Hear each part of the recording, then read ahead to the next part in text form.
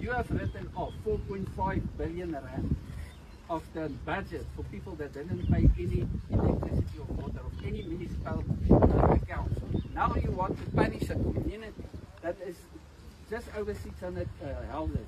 You want to ask them money while you are ripping off money for other people in other areas that is not contributing to the same budget.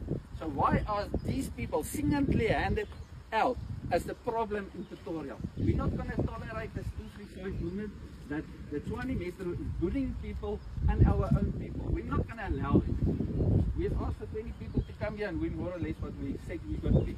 I said the time is now that the Tshwane Metro must realize in next year's election, every ward that we are going to win, we're going to do the same as Kleinfontein. We're going to break away from the Metro because we're not going to pay salaries to corrupt politicians.